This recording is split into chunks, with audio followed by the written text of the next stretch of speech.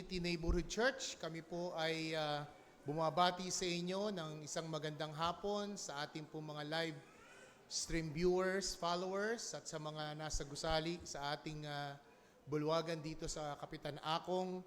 Nais po namin ipabatid sa inyo na magandang hapon sa inyong lahat. At bago po tayo magsimula sa ating formal na gawain, ay nais po muna nating magbigay ng ilang mga announcement or invitations. Una po sa lahat, sa aming mga first-time visitor and even second time ay hindi lamang po sa ganitong okasyon kayo welcome sa TNC, kung hindi sa aming kahit sa aming lingguhang pananambahan tuwing umaga ng alas 10 ng umaga every Sunday. Ito pong mga gawaing ito ay is just a once a month sa hapon namin ginagawa para po sa aming patuloy na ministeryo ng pagbabahagi ng salita ng Diyos. At this coming summer, meron po kaming tinatawag na Vacation Bible School.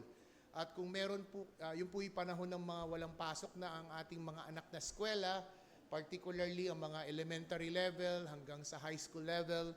At soon we will announce the date of the Vacation Bible School. At ito po ay gagawing 3 days dito po sa gusaling ito. At we would like to welcome yung mga anak po ninyo. Kung wala, kaysa po magbabad lang ng cellphone sa bahay at mag-online at mag-marathon nood sa Netflix and YouTube, mas mainam po na matuto sila sa salita ng Panginoon. At ito po ay 3 araw. We will just announce the date, but our intention really is to minister for the children. Dahil sabi ng Panginoong Jesucristo, huwag ninyong pigilang lumapit sa akin ang mga bata sapagkat para sa kanila ang kaharian ng Diyos. Kaya ang TNC ay naghahangad din po na abutin ang mga little ones, ang mga elementary levels para po sa formation ng kanilang ugnayan sa Diyos. Nakakalungkot po kasi ang ating lipunan ngayon ay na nalilihis at ang mga masasabi nating mga moral values and virtues ay sadyang napakalayo, no? Napakalayo sa salita ng Diyos, ng prinsipyo ng salita ng Diyos. Kaya yun po ang una na nais naming ipabatid sa aming po mga live streaming viewers at dito po sa aming mga bisita. Kung may mga anak kayo, pamangkin o apo na elementary and high school, TNC will have a Vacation Bible School program, a 3-day program on summer. We will just make an announcement in the mga following gospel hour para po sa mismong eksaktong date nito. It would be a half-day activity, probably 9 to 12 sa aspeto ng pag-aaral. So yun po ang unang announcement namin. Meron pong Vacation Bible School para sa inyong mga anak. At pangalawa po ay you are very much welcome in our regular weekly worship service, not only this gospel hour service. Secondly, dako po tayo sa pagre-recognize ng ating mga bisita at pinaunlakang pinaanyayahang dumalo sa hapong ito. Unahin natin yung mga malalayo, no? Si Deacon Johnny at ang kanyang kabiyak na galing pa sa Guagua, ang 3 kapatiran natin from Molino, Bacoor, Cavite, at si Deacon Johnny, ang mga kaibigan niya, no, malapit niyang kaibigan na taga-Karuhatan daw, si Mr. and Mrs. Alfredo Lucia Paraiso. Yes, welcome po sa pagdalo sa TNC. Welcome po, magkapit-bahay lang po tayo. Isang barangay lang ang layo, Barangay Marulas at Barangay Karuhatan. No, and then yung kanilang anak na si John, no? John para sa baba, nagpa-park, no, at si Althea. Hello Althea. Okay. So sila po ang ating mga bisita na naimbitahan ni Deacon Johnny, na kaibigan po nila. Also, we would like to recognize yung presence ng ating regular attenders, no, si Kuya and Ate Ruel and Marian Gurayden na nasa likod, kararating lang. At yung suki natin na Baldeco staff nandito, no. So we would like to recognize una yung mga first timer, si Si Charlene, na birthday daw ngayon. Naibulong sa akin. Happy birthday.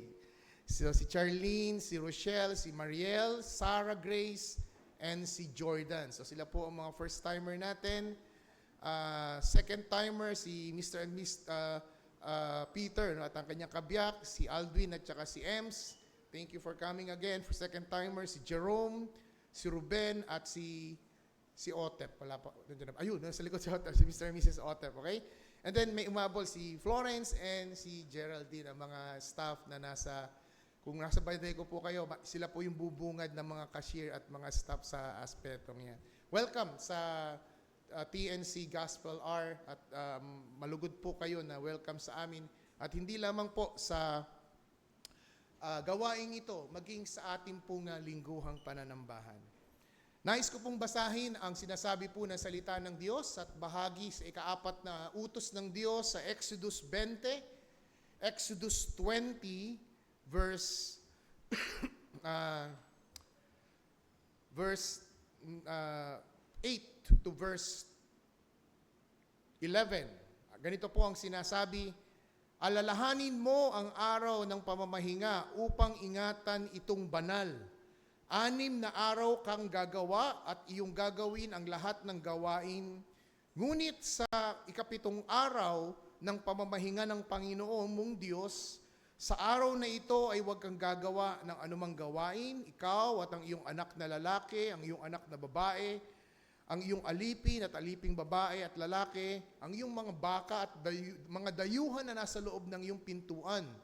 Sapagkat sa loob ng 6 na araw ay ginawa ng Panginoon ang langit at ang lupa at ang dagat at ang lahat ng naroroon at namahinga sa ika-7 araw, kaya't binasbasan niya ang araw ng pamamahinga at ito ay ginawang banal. So ito po isang principle na creation mandate na tinatawag, na kung saan nagbigay ang Diyos ng 6 na oras para gugulin natin sa ating pamilya, sa ating trabaho, sa ating sariling kapakanan. Subalit, ang dinisenyo ng Diyos, ang isang araw sa 7 ito, ay para ilaan, hindi lamang sa kapahingahan ng ating katawan, kung hindi sa pag-alay ng ating oras at panahon sa pagsamba, sa pasasalamat at pagsamba. Yan po ang dinisenyo ng Diyos sa bawat isa sa atin. At bilang mga nilikha ng Diyos ayon sa kanyang wangis, it is expected of us to respond. But the problem is because of the indwelling sin and because of the depravity of our hearts and mind, madalas po nating nakakaligtaan o di kaya ay we ignore the voice and the commandment of God. At ito po ang isa sa mga gusto naming i-recover. Gusto po ang itong gusto naming isa sa mga bahaging nais naming iambag sa ating mga magulang, sa mga anak at sa mga bata, ang paggalang natin sa araw at sa salita ng Panginoon. So ito po ang layunin namin, na way matuto po tayo sa gabay at aral ng Panginoon. Tayo po'y tumayong lahat para sa ating pambungad na panalangin. Aming dakilang Diyos, salamat po sa hapong ito at kami iyong tinipon para po sa sama-samang pagsamba. At salamat din po sa hapong ito na kami po ay narito upang magkaroon ng pagkakataon na makapagpahinga, hindi lamang ng pahinga ng aming katawan, kundi kaluluwa sa mamagitan ng pakikinig ng inyong salita. Samahan mo kami, O Diyos, sa munting oras na aming gugugulin para po sa kapakinabangan ng aming kaluluwa at pagkain ito.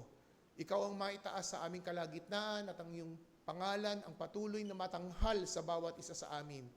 Kasangkapanin mo ang iyong salita para sa paghamon sa amin. Ito po ang aming dalangin na may pasasalamat sa pangalan ng Kristo Jesus. Amen. Manatili po tayong nakatayo para po sa ating unang himno. At ito pong himnong ito ay nagtuturo na kung bakit tayo dapat magpahinga at sumamba sa Kanya. Sapagkat siya po ang ating pinagkakautangan ng lahat ng bagay sa ating mundo. Sa mundong ito na ating tinatangkilik. Ang mga bagay na ating ginagawa, mga bagay na pagpapala, mga bagay na ating tinatanggap, at ang iyong buhay at kalakasan. Awitin po natin ito, Behold our God.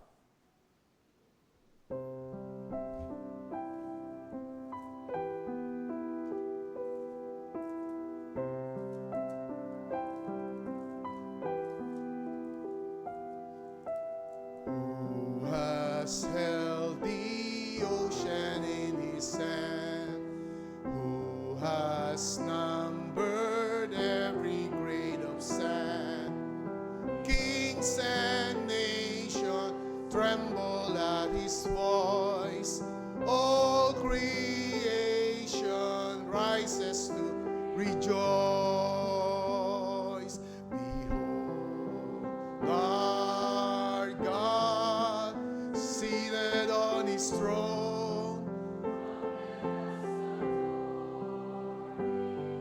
Behold, our King, nothing can compare. Come, let us adore him.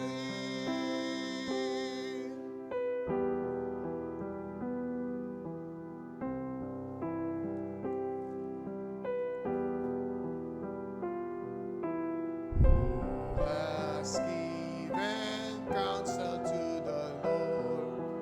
Who had questions any of his world?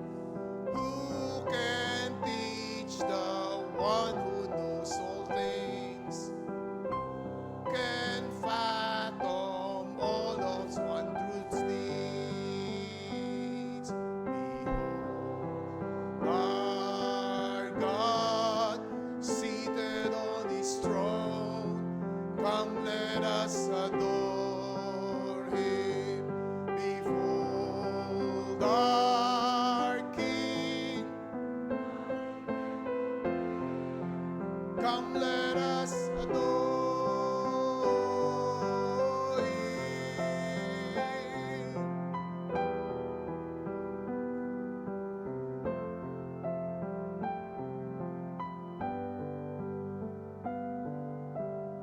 Who has felt the leaves upon his hand, bearing all the guilt of sinful man? God eternal, humble to the grave, Jesus Savior, risen now to reign. Behold, our God seated on his throne. Come, let us adore him. Behold, our nothing can compare. Come, let us adore him. Amen. Tayo po'y makakaupo na. At sa punto pong ito, bago po tayo makapakinig ng salita ng Panginoon, ay meron pong isang kapatid na nag-a-apply for our church membership. At ito po ay isa sa mga requirements na iparinig niya ang kanyang conversion testimony, kung paano po siya nakakilala sa Panginoon. Si Brother Albert po ay 6 na buwan nang dumadalo sa amin at ito po ay first time namin mapapakinggan at maging ng aming mga bisita.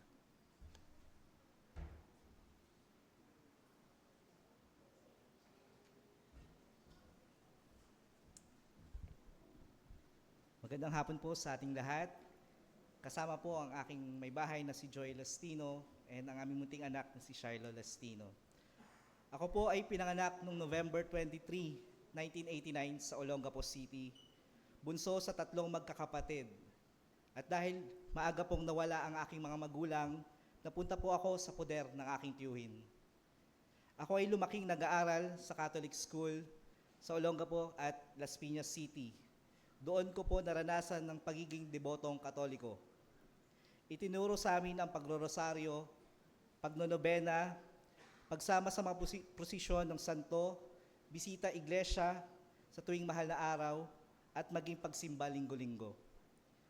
Sa tuwing nagdonobena at nagrorosaryo po kami, pakiramdam ko po ay isa itong kalbaryo. Sobrang nakakapagod sa paulit-ulit na mga dasal, paulit-ulit na panalangin kay Birheng Maria, at ang pagdarasal para sa mga yumaong kamag-anak. Taong 2004 to 2006, ako'y nagpatuloy ng high school sa Valenzuela. Tumira sa aming panganay na kapatid at nag-aral naman sa Marisil School sa Malanday, isang charismatic school na pagmamayari ni Maggie Gunigundo. Sa taong ding ito, ang aking kapatid na babae ay naging kaanib sa isang simbahan na Miracle Life Fellowship International dito sa Marulas, Valenzuela. Hanggang sa dumating ang panahon na sumama na rin ako sa pagsamba sa simbahan ng aking kapatid. Bagong salta sa isang charismatic na simbahan, di naiintindihan ang mga kaganapan. Makalipas ang ilang panahon, bilang isang kabataan, sa simbahang iyon, ako ay nahumaling sa pagtugtog sa nasabing church at kalaunan ay napabilang sa praise and worship team. Sa panahong iyon, hindi ko po lubos na nauunawaan ang patungkol sa kasalanan, pagsisisi at tunay na kaligtasan. Taong 2007, wala pang Android at wala pang Wi-Fi. Sa isang maliit na kwartong aking tinutuluyan, may isang librong na humalingan kong basahin ng paulit-ulit. Ito ang New Testament Picture Bible na ang author ay si Hot Eva. Isang New Testament Bible na may mga larawan ng mga pangyayaring isinalaysay sa 4 na ebanghelyo. Isa sa mga tumatak sa akin ang kwento ni Zacchaeus na isang makasalanan ngunit niyaya at pinuntahan ng Panginoong Hesus sa kanyang tahanan. At ang kwento ng 2 magnanakaw sa tabi ng Panginoon, na ang isa ay humingi ng tawad at isinama ng Panginoon sa paraiso. At ang sundalo na nagsabi na anak ng Diyos si Jesus nang ito'y mamatay sa krus. At ang muling pagkabuhay ng Panginoon sa 3 araw. Ilan ito sa mga nasa New Testament Picture Bible. At dito ko po lubos na naunawaan ang sakripisyo ng ating Panginoong Jesus. Ang Diyos mismo ang dumating sa lupa upang tubusin tayo sa ating mga kasalanan. Sabi ng John 3:16, "For God so loved the world that He gave His only begotten Son, that whoever believes in Him shall not perish but have eternal life." Tayo ang dapat parusahan at mapunta sa impyerno, ngunit inako niya ang kaparusahan na para sa atin. Sabi ng 2 Corinthians 5:21, "For our sake He made Him to be sin, who knew no sin, so that in Him we might become the righteousness of God." Sa pamamagitan ng kanyang pagdanak ng dugo sa krus ng Kalbaryo, ipinakita niya ang kanyang dakilang pag-ibig. At ang sino mang sumasampalataya sa kanya ay maliligtas. Sabi ng John 3:36, "Whoever believes in the Son has eternal life. Whoever does not obey the Son shall not see life, but the wrath of God remains on him." Dahil dito, ako'y na-convict sa mundong aking ginagalawan, lalo na sa kolehiyo, nalantaran ang kasalanan, ang pornografiya sa mga kabataan, flirting, fling, bisyo, alak, fraternity, at sigarilyo. Para bang malayang inaalok ng mundo ang mga ito na tila ba walang kaakibat na consequence. Hindi tulad nung ako'y Katoliko pa na walang malinaw na conviction sa mga nagawang kasalanan, ngayon ay ramdam ko na ang bigat ng aking damdamin sa mga kasalanan na aking nagagawa. At ilang taon ang lumipas, ako ay nagsuko ng aking buhay, humingi ng tawad sa Diyos at nanampalataya sa kanyang ginawa sa krus. Sa iglesyang ito na rin ako nabautismuhan. Taong 2010, ako ay napabilang sa praise and worship team at bilang isang kabataan, napasama ako sa mga events ng aming simbahan, mga conventions sa church na ang aim ay signs, wonders, and miracles. Kadalasan may altar call. Nililay hands kami ng mga kamay ng mga Amerikanong ebanghelista. Ang iba ay natutumba o nanginginig. At may ilan na nagsasabi sila ay gumaling. Sa aking karanasan, itinuro po sa amin ang pagsasalita ng tongues. Sa kalaunan, dumating ang panlulupaypay ng aking kaluluwa dahil sa kakulangan ng tamang turo sa Biblia at ang paunti-unting turo ng mga kakaibang aral ng aming dating pastor. Mga kababalaghan, end times, at ang pag-uugnay ng halos lahat ng kilos at pangyayari sa gawa ng demonyo, na para bang walang soberanya ang Diyos, at puro gawa ng kadiliman na lang ang laging itinuturo. Ilang taon ang lumipas, ito ang naging paulit-ulit na life cycle ng aming pagiging Kristiyano. Taong 2022, may isang magandang bagay na nangyari sa dati naming simbahan. na nagdulot ng pagbabago sa aking pag-iisip. Ito ay pagsali namin sa International School of Ministry kung saan ipinapanood ang mga lumang video ng Bible studies mula sa iba't ibang pastor. Iba-iba ang mga preacher, more on charismatic preaching, ngunit may ilan ding biblically sound. Dito ko unang narinig ang Atonement, Old and New Testament survey na nakasentro sa Panginoong Jesus at integrity of the heart. Dito muling akong nahumaling sa tamang interpretasyon ng Biblia, mga tamang konteksto ng bawat verses, at ako'y na-curious sa church history. Dahil dito napabili ako ng ESV Study Bible na ginamit ko sa pagba-Bible study sa mga young people. Sa pagbabasa ng mga komentary at pagpapaliwanag ng bawat teksto sa Bible, dito muling tumindi ang aking conviction tungkol sa kasalanan at kaligtasan nagmumula lamang sa ating Panginoong Hesus. At dahil sa kauhawan ko ng sound doctrine, madalas po ako nakikinig kay R.C. Sproul. At dahil unti-unting pagsasaliksik ng katotohanan, nabuo ang grupo naming Theophilus na si Pastor Manolo ang aming pastor sa grupong nagnanais ng reform.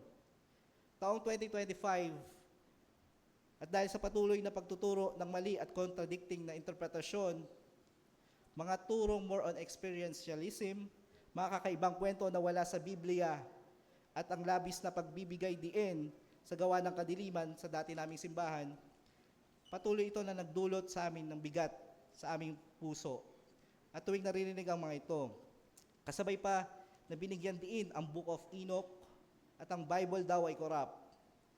Kahit na kami nagpaprotesta laban sa mga turong ito simula 2022, at dahil sa walang pagbabago sa turo, ako at si Joy ay nagpasya mag-resign sa aming ministry na kinabibilangan. Sinundan ng paglisan din ng grupo naming Theophilus, sina Mones at Pardilla Couples, at dito kami napunta sa TNC dahil more than 1 year na si Brother Bridge at Pastor Manolo na nagsisimba dito. Dito kami inanyayahan magsimba dahil sa sound doctrine ang itinuturo. Salamat sa pangunguna ni Pastor Joel at sa mga miyembro ng TNC na winelcome niyo po kami at sa pagtuturo sa amin. Dito mas malinaw naming naintindihan lahat ng nangyayari. Detailed church history at kung ano ang tunay na pagsamba na tinuturo mismo ng Biblia. Dito ko rin nasumpungan ang mga taong nagpapahalaga ng salita ng Diyos. Ang pag-challenge sa ating mga kakulangan at kasalanan at ang regulative worship na ang Panginoong Hesus ang itinataas. Sa aking pagtatapos, isang challenge sa akin ang pagtayo sa inyong harapan because of my depravity, but nanaig ang grasya at habag ng Diyos. Sa ating mga hindi pa naiintindihan ang kahalagahan ng pagliligtas ng Panginoon at ang repentance, walang relihiyon ang makapagliligtas sa atin sa puot at galit ng Diyos, kundi ang Panginoong Hesukristo lamang. Hanggang kailan ang hindi mo pagpansin sa ating Diyos? Kapag huli na ba ang lahat? Kapag nakaratay na tayo sa banig ng karamdaman? Kapag ubos na ba ang ating yaman? Huwag na nating hintayin ang mga ito hanggat may tenga pa tayo nakaririnig at mga paang nakakatapak sa simbahang nakapagtuturo ng mabuting balita. Hayaan nating mangusap ang banal na Espiritu sa atin. At tayo sumunod sa pagtawag, sa pagsisisi at pananampalataya sa Panginoong Hesus. Ito na ang pinakamagandang bagay na mangyayari sa buhay natin. Salamat pong muli, sa Diyos ang papuri.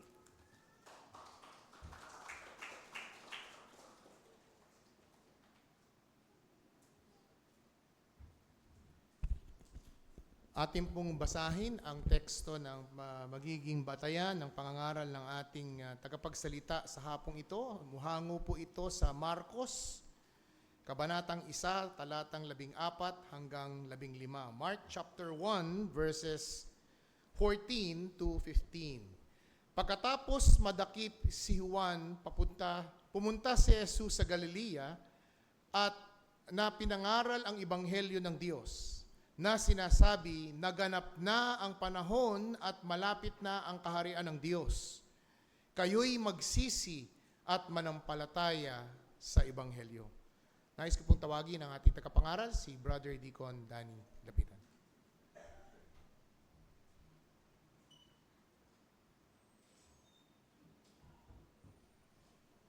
Well, good afternoon sa ating lahat. Mayapagat panapon sa mga amin po mga bisita from Pampanga. May isang istorya, no? Isang nanay ang inutusan ng kanyang anak na bumili ng bigas. Sabi niya, anak, bumili ka ng bigas, naubusan tayo. Sumagot yung anak, ayoko nga. So nagalit yung nanay, anak, hindi ka na sumusunod sa inuutos ko, hindi mo pa ako iginagalang. Tapos sumagot ang bata, sorry. Okay, sabi ng nanay, bumili ka na ng bigas. At sumagot yung anak, ayoko nga po. So dito no, sa sinabi ngayon ng bata, may mga tanong tayo. Inuutos sa atin ang pagsisisi, pero minsan sumusunod tayo ng walang paggalang para masabi lang na sumunod. Minsan naman tayo'y kumikilala sa nag-uutos pero wala ang tunay na pagsunod. At dito no matatanong natin, paulit-ulit na binabanggit, paulit-ulit ang pagsasabi ng panawagan para sa pagsisisi sa kasalanan, pero bakit nananatili tayo o mga tao na hindi sumusunod sa panawagan na ito? At ang alam nyo ba na ang panawagan sa pagsisisi ay 70 times o 70 beses na binanggit sa New Testament. At itong mga bagay na ito, kapag madalasan o kadalasang binabanggit, ito ay nangangahulugan ng importansya. So ano ho ang message natin para sa ating pong teksto na binasa na Mark chapter 1 verses 14 to 15? Una ho, ang tunay na pagsisisi, ito ay may kabalikat o yung kaabikat na involves godly sorrow to confession of sin. Ikalawa, ano ba ang implikasyon sa atin ng kingdom of God is at hand? At katlo, anong implikasyon sa atin ng tayo'y manampalataya o maniwala sa mabuting balita? Tayo po'y manalangin. Manaming Diyos, muli kami po'y tumalapit sa iyong banal na trono at inilalapit sa iyo, O Diyos, ang aming pong panambahan sa araw na ito. Tunay nga po, O Diyos, na mapapangaral sa harapan ng pulpitong ito ay gamitin mo tungo, Lord, sa daan para sa mga tao, Lord, na nais na magsisi at nais na lumapit sa iyong banal na trono. At ito nga rin po, O Diyos, ay maging daan tungo sa mas ikalalakas pa ng pananampalataya ng mga nagsasabing sila'y Kristiyano na o mananampalataya na. Muli, Ama, yan po yung mga samot dalangin sa banal na pangalan po ni Jesus. Amen. Si Matthew at si Mark po, no, sa kanilang record patungkol sa ministeryo ng ating Panginoon Jesucristo, sila po ay nagkakaisa, sila po ay nagkakatugma na ang kauna-unahang sermon na pinahayag ng ating Panginoong Jesucristo ay ang sermon o yung pagpapahayag patungkol sa pagsisisi. At ang Greek word po na ginamit nila, no, para sa repentance ay metanoia, na nangangahulugan po ng two Greek words, no, meta and nous, na ibig sabihin po yon to go beyond o dumagpas ka or magkaroon ka ng pagbabago ng isipan, a change of mind. Literally, ang sinasabi ng metanoia, ito po ay pagbabago o pagkakaroon ng second thought, ng panibagong pag-iisip. So ano ba ang tunay na pagsisisi? Ang tunay na pagsisisi, ito po ay mayroong involved, mayroong kasamang godly sorrow o yung maka-Diyos na kalumbayan patungkol sa kasalanan. Ang godly sorrow po, yung maka-Diyos na pagkalungkutan, ito po ay nangyayari kapag ang isang tao ay nakita niya, na-realize niya, nasasaktan niya ang dakilang Diyos. Ang godly sorrow po, ito yung nararamdaman ng isang tao na nakita niya na siya ay nakagawa ng kasalanan sa isang dakilang Diyos. No, minsan di ba nung tayo mga bata pa, pag tayo ay nahuli dahil sa ginawa nating kasalanan, nakakaramdam tayo ng takot, ng pagsisisi. Bakit? Kasi nahuli ka sa kasalanan na ginawa mo. Pero ang godly sorrow, yung mga Diyos na kalungkutan, gawa ng kasalanan, hindi po ito ang dahilan kung bakit siya nalulungkot. Siya ay nalulungkot, nakakaramdam siya ng pagdadaramdam, pagdadalamhati, kasi alam niya na ang nasaktan niya ay isang dakila at banal na Diyos. It is not only a sorrow dahil na-caught up ka sa iyong kasalanan. Ang godly sorrow na sinasabi dito na ng tunay na pagsisisi, ito ay mayroon genuine remorse. Ito ay may realization na nais mong iwanan, nais mong talikuran ang kasalanan na iyon. It is not a worldly sorrow o yung kalungkutan na dulot ng mundong ito dahil nga nahuli ka lamang sa kasalanan mo. Godly sorrow, ito po yung nagproproduce, ito po ay nagbibigay ng panibagong pagbabago ng puso't isipan. Ito yung tumutulak sa atin upang talikuran kung ano man ang mga kasalanan na patuloy nating ginagawa. So, ang tunay na pagsisisi, ito po ay nagre-reflect, ito ay nagpapakita ng kalungkutan dahil na-offend mo, dahil nasaktan mo ang isang banal na Diyos. Ito po hindi pagsisisi na gawa lamang na katulad ng mga, mga madalas na papanood natin sa mga balita, nakabaril siya. Dala lang po ng emosyon yun, sana po, pasensya na. Sorry po, ganun sinasabi. O kaya nakasagasa siya. Sorry po, hindi aksidente po, hindi ko sinasadya. So meron siyang pagsisisi, pero dahil kasi nahuli siya sa kanyang kasalanan. Pero hindi ito pagsisisi gawa ng nakita niyang kasalanan na kanyang ginawa ay laban sa dakilang Diyos. So ano ngayon ang implikasyon sa atin na ang kingdom o ang kaharian ng Diyos ay narayan na, or the kingdom of God is at hand. Nang kaharian po ng Diyos ay dumating, ito po ay sinasabi ni Mark, na dumating na. Bakit? Dahil ang kaharian po ng Diyos ay dumating nang dumating po o nang naparito ang Panginoong Hesukristo. When the kingdom of God came, ano po ang nangyari nang dumating ang kaharian ng Diyos? Nagkaroon po ng problema ang mga tao. Nag-start ang problema ng mga tao. Nagkaroon ng dilema. Nagkaroon ng crisis na kailangan magkaroon ng solusyon. Tayo po ay binigyan. Nang dumating ang kaharian ng Diyos, tayo binigyan ng dalawang pagpipilian upang ma-resolba ang problema na ito. Unang ino-offer at unang choice o pagpili o yung isa sa mga pagpipilian natin, you must receive Christ as your Lord and Savior. Dapat mong tanggapin ang Panginoong Jesucristo bilang iyong Panginoon at tagapagligtas. At kung hindi ka maniniwala sa Biblia o sa mabuting balita, ikaw ay huhusgahan. That's the first choice. Then second, na choice mo, huwag kang tumugon sa panawagan ng Biblia. Huwag kang tumugon sa panawagan ng pagsisisi at manatili kang namumuhay sa iyong kasalanan na para bang walang Diyos. Pero, aanihin mo ang parusa dahil sa iyong desisyon na iyan.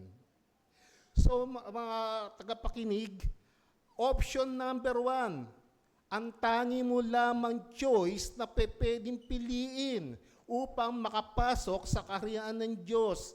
Repent and believe, magsisi at manampalataya. Those are the two things. Ito po ang dalawang bagay na kinakailangan upang tanggapin ang Panginoon o ang ating tagapagligtas.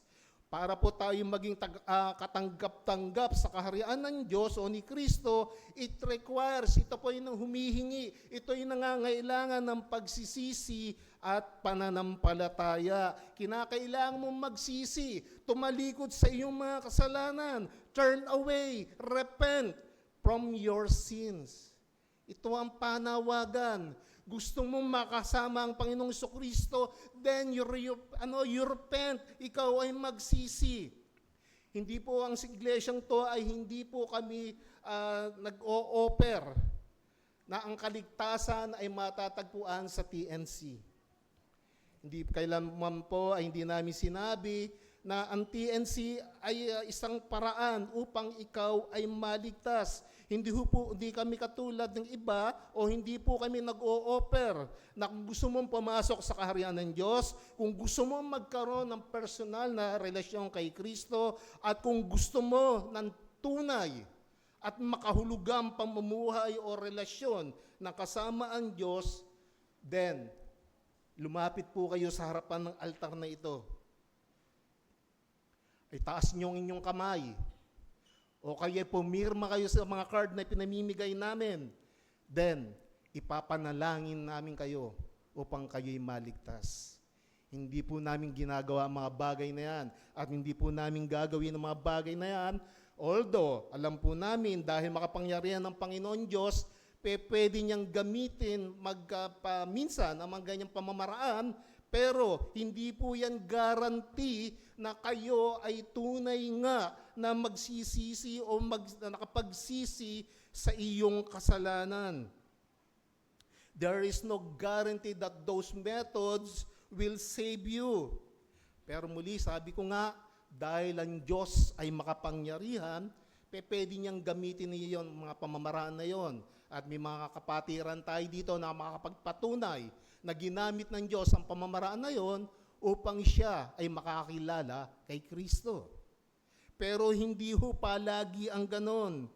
Pero isa lamang po ang sigurado na bagay na kung ikaw ay hindi magsisisi sa iyong mga kasalanan, hindi ka makakapasok sa kaharian ng Diyos. Hindi ka pwedeng pumasok sa kaharian ng Diyos nang walang pananampalataya at pagsisisi. Hindi ka makakapasok sa kaharian ng Diyos nang walang pagtalikod sa iyong mga kasalanan at iyong paglalagak. Kung walang paglalagak ng pagtitiwala sa Panginoong Hesukristo. Put your trust in the works of the Lord Jesus Christ alone. Kay Kristo lamang, walang iba. Hindi ka pwedeng maligtas kung ikaw ay magtitiwala sa iba pang Diyos maliban kay Kristo. So muli, true repentance makes you hate sin and turn from it. Ang tunay na pagsisisi ay lagi o na mayroong kasamang aksyon. Ito ay sinasamahan ng isang desisyon, ng behavior, ng motibo, ng pagpapakita na ikaw ay nagsisinga at nagnanais na mamuhay na nakasentro kay Kristo. Ang tunay na pagsisisi, genuine repentance, ay nagagawa nito ng isang makasalanan ay magsisi sa kanyang mga kasalanan, kamuhian ng kasalanan na umaalipin sa kanya, at dahil sa pagkamuhi niya sa kasalanan na ito'y nagdudulot sa kanya o nagdulot sa kanya upang talikuran ng buong puso ang kasalanan. So ngayon, ano po ang implikasyon sa atin na maniwala ka sa mabuting balita? Implication of believe in the good news. Believe in the gospel. Sa Greek New Testament po, the noun evangelion, gospel, appears over 70 times. No? Ito yung lumitaw ng 70 times. The gospel is, ano ba ang gospel? Ang gospel o mabuting balita, it is a gift from God. Ito ay regalo mula sa Diyos. The origin is divine, not human. So makita po natin na ang gospel, ang pinagbulan po nito ay ano? Ito'y nagmula sa Diyos at ito'y hindi imbento o gawa lamang ng tao. The gospel brings salvation. Romans chapter 1 verse 16. Romans chapter 1 verse 16 at basahin ko po ito sa FFSB, Philippine Standard Version. Hindi ko ikinakahiya ang ebanghelyo, sapagkat ito ang kapangyarihan ng Diyos sa ikaliligtas ng bawat sumasampalataya. Unay sa mga Hudyo at gayon din sa mga Griego. The gospel is the good news about the death. Patungkol po ito, ang gospel ay patungkol sa kamatayan at muling pagkabuhay ng ating Panginoong Kristo para sa kaligtasan ng kanyang mga hinirang. The gospel is the good news about Christ. No, at muli, no, ilang buwan na lang po, ipagdiriwang na naman po ng buong mundo ang Holy Week. At makikita na naman po natin na mga tao ay nagiging religious, nakapokus ang kanilang mga atensyon sa paano pag-o-observe ng kamatayan ng ating Panginoong Kristo. Well, sana po sa darating na Holy Week, ng ating pag-o-observe ng kamatayan ng ating Panginoong Kristo, ito ay mayroon sanang mga punto sa buhay natin na makikita natin na ang Panginoong Kristo ay hindi lamang po nananatiling patay.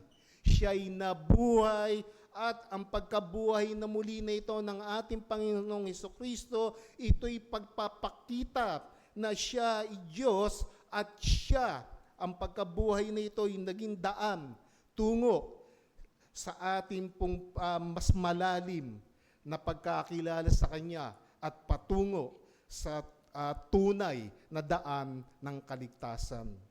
Jesus is the gospel, the good news, yung mabuting balita, hindi lamang po ito isang formula or konsepto.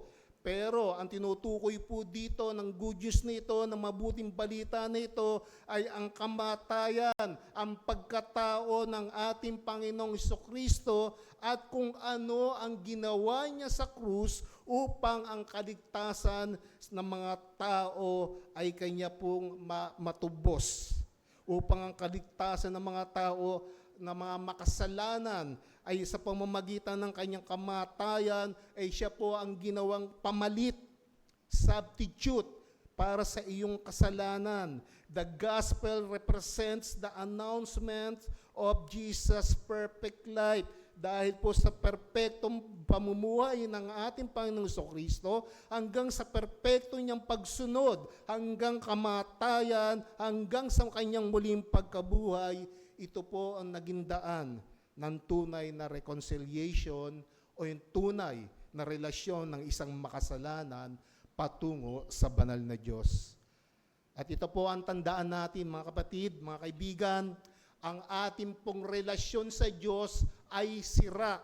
Ito po ay nasira gawa ng kasalanan. At dahil nga po sa kamatayan ng ating Panginoong Kristo at muling pagkabuhay, ang kasalanan na ito na sumira sa relasyon na iyon ng Diyos na banal at taong makasalanan, ito po ay kanyang pinag-reconcile o pinagkasundo. Kaya ang panawagan, repent. Dahil hindi mo magagawang makipagkasundo sa Diyos kung walang pagsisisi at walang pagtalikod sa kasalanan. Hindi ka pwedeng ma-reconcile sa Diyos na banal kung walang Kristo sa buhay mo. It is the news of His perfect obedience, the good news, ang mabuting balita. Christ's death and resurrection ay isa pong historical. Ito po ay tunay na nangyari at hindi lamang po ito isang kwento. It is not just a philosophy. the death and resurrection of our Lord, it's a true event na napakarami pong ebidensya na nagsasabi na tunay na may Kristong namatay at may Kristong muling nabuhay. The gospel is Jesus Christ. Ang mabuting balita ay ang Panginoong Jesucristo, who He is and what He has done. Kung sino siya at kung ano ang kanyang ginawa. Then, ano ang implication sa atin na tayo'y maniwala sa good news? True repentance is always accompanied by true faith. Lagi pong magkatambal ito. Tunay na pagsisisi at tunay na pananampalataya. Sa Gawa 20, verse 21, Acts chapter 20, verse 21, ipinahayag ko sa mga Hudyo at sa mga Griego na dapat nilang talikuran ang kanilang mga kasalanan upang magbalik loob sa Diyos at sumampalataya sa ating Panginoong Hesukristo. So dito makita natin na ang pagsisisi ay may kakambal na tunay na pananampalataya. Repentance is a command of God that is to be obeyed immediately. Ang pagsisisi isang command o kautusan mula sa ating Diyos at dapat magkaroon kaagad ng katugunan. Hindi mo na dapat itong ipuspon o ipasabukas pa. Dapat kung marinig mo ang panawagan patungkol sa pagsisisi, you must act immediately. Sa Acts 17 verse 30, no, Acts 17 verse 30, ang salita ng Diyos version, noong una, nang hindi pa kilala ng mga tao ang Diyos, hindi niya pinansin ang kanilang mga kasalanan. Ngunit ngayon, inuutusan ng Diyos ang lahat ng tao sa lahat ng lugar na magsisi at talikuran ang kanilang masamang gawain. Ngayon, today is the command, you must obey. Dapat kang sumunod. So ang dapat na response mo, you must be repent and believe. The appropriate response to the kingdom. It is not offering your life will be better. Hindi po nag-o-offer ito na gaganda ang buhay mo. Hindi rin ito nag-o-offer na dahil mahal ka ng Diyos, mayroon siyang magandang plano para sa iyong buhay. Or that you must ask Jesus to come into your heart because He is knocking at the door. Ito po isa sa mga maling katuruan na pahayag, no? Na ang Panginoong Jesucristo raw po ay kumakatok sa puso ng isang makasalanan o ng isang tao. At ano lamang ang dapat mong gawin? Buksan ang pintuan na yan at papasukin ng Panginoong Jesucristo. Hindi po. Mali po yun. Kailanman po ang Panginoong Jesucristo ang siyang nagsasabi, ang siyang pumipili ng mga tao na kanyang ililigtas. The gospel is clear. Repent and believe, for the kingdom is at hand. So ano po ang challenge sa atin ito? Una po, hanapin natin o pilitin nating makilala na mas malalim pa ang Panginoong Jesucristo. He will reveal your sinfulness as you see His glory. Hanapin mo ang Panginoong Jesucristo at makikita mo kung gaano kalalim ang kasalanan sa iyong puso. At as you experience sin, use the gift of repentance. Gamitin mo ang kaloob ng pagsisisi upang tumalikod at manangan, kumapit sa Panginoong Hesukristo ng may pananampalataya. At kung ikaw man ay nanlupaypay, gawa ng pagkakakita mo sa iyong sarili na makasalanan, gamitin mo ang pagkakataon na yon upang ang kaligtasan na ino-offer ng Diyos sa iyo, ang kaligtasan na ino-offer ng Diyos sa bawat makasalanan, ito ay ma-receive mo, ito yung inyong tanggapin. Ikaw ay maligtas sa pamamagitan ng biyaya at hanapin ang tunay na kalooban ng Diyos sa iyo. Seek that grace, that grace that can save. Huwag kang masiyahan sa mga kabutihan ng Diyos sa iyo na nakikita mo ngayon o natatanggap mo yon. May mga tao na sila'y nakontento na sa kanilang mga natatanggap, maganda ang takbo ng kanilang pamilya, masunurin ang kanyang mga anak, pero dapat kabahan ka, kapatid, kapag puro ganito ang natatanggap mo, ang kalagayan ng buhay mo. Ang mga ganitong bagay ay nangyayari dahil sa biyaya ng Diyos. Pero ang biyaya ng pagliligtas ay wala doon. Maaaring ang biyaya na natatanggap mo, maganda ang sweldo mo, maganda ang pamumuhay niyong mag-anak, maayos na masunurin ng mga anak mo. Pero tignan mo, si Kristo ba ang dahilan? Bakit sila sumusunod sa iyo? Si Kristo ba ang dahilan? Bakit maganda ang takbo ng pamumuhay ng inyong pamilya? O ito'y isa lamang kaloob sa iyo na kung hindi mo makikita na ang Diyos ang kumikilos sa likuran nito, hindi mo makikita na kailangan mo pala si Kristo. Tingnan po natin mayayaman na tao, masaya na sila sa kanilang kayamanan. Ang sinasabi nila, kahit hindi na sila magtrabaho, sila'y mabubuhay. Yes, kayo mabubuhay dahil may pera. Pero pagkatapos ng mga bagay na yon, humarap ka kay Kristo. Ano ang iyong isasagot kapag kanyang tinanong, bakit kanya papapasukin sa kanyang kaharian? Sasabihin mo, mabuti kang anak, mabuti kang ina, mabuti kang ama? Mga kapatid, hindi po yan ang dahilan na hinihingi ng ating Panginoong Jesucristo, ng ating Diyos, para makapasok ka sa kanyang kaharian. Ang hinihingi niya sa atin ay ano? Repent and believe. Acknowledge that Jesus Christ is Lord and your Savior. Yan po ang panawagan ng Biblia. Yan ang panawagan ng ating Panginoong Jesucristo ng kanyang ideklara ang kanyang unang sermon. Repent, for the kingdom of God is at hand. Tayo po'y manalangin.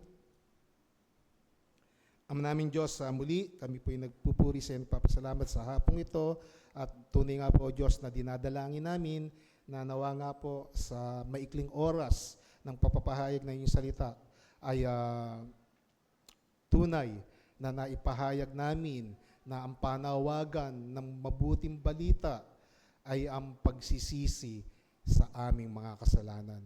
Nawa nga po, Ama, sa paglisa namin sa lugar na ito, ay tunay nga po na alalahanin namin at pagbigyan namin ng may malalim na pagbubulay-bulay ang mga narinig namin na magsisi at manampalataya sa Panginoong Hesukristo. Okay, and by the way, I correct myself, repentance is not 70 times na binanggit sa New Testament. Na-misquote po yan. But nawala dito. So, Pastor Joel na lang po ang magko-correct kung how many times.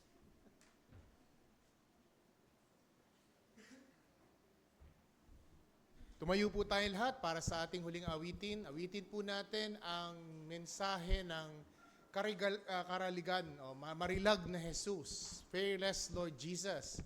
Siya ang dahilan kung bakit tayo po ay napatawad sa kasalanan. Siya ang dahilan kung bakit tayo po ay magiging mamamayan sa langit, hindi ho sa ating mga mabubuting gawa, hindi sa ating pagsisimba, hindi ho sa ating pagsunod at pagtalima. Siya ang gumawa nito para sa atin. Siya ang namatay, siya ang umako ng ating mga kasala, at siya rin po ang tumupad ng mga batas na hindi natin kayang tuptin. Awitin po natin sa ating pagtatapos, Fearless Lord Jesus.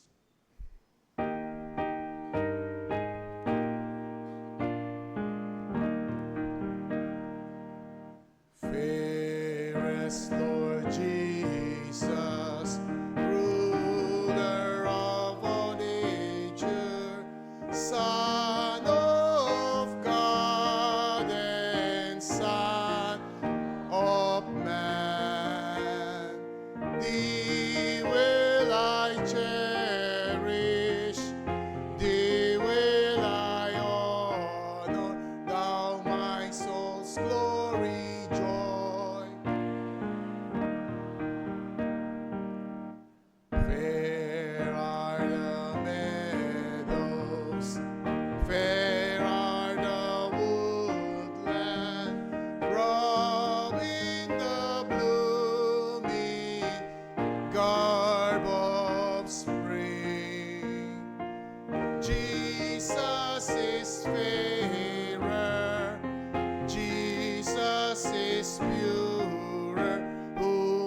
breaks a woeful heart. Fair are the sunshine and all the twinkling starry hosts. Jesus shines brighter, Jesus shines purer than all the self can boast. Beautiful Savior, Lord of all nations, Son of God and Son, man, glory and honor, praise, adoration, now and forevermore be thine. Amen.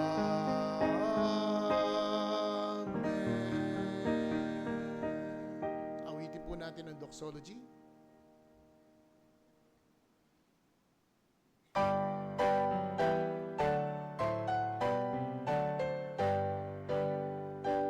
Praise God from whom all blessings flow.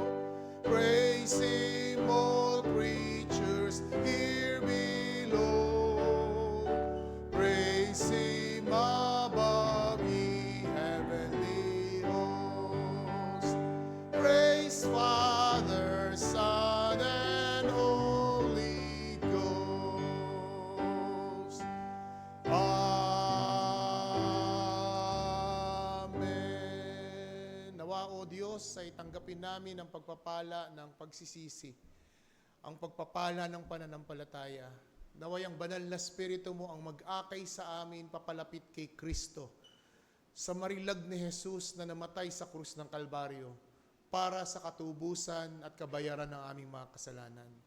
Nawa ang banal na Espiritu ang magbigay nito ng lalim at ukit sa aming puso't kalooban na kami tunay at ganap na makasalanan, na kung kami lilisan sa mundong ito, haharap kami ng may pananagutan dahil sa aming mga kasalanan.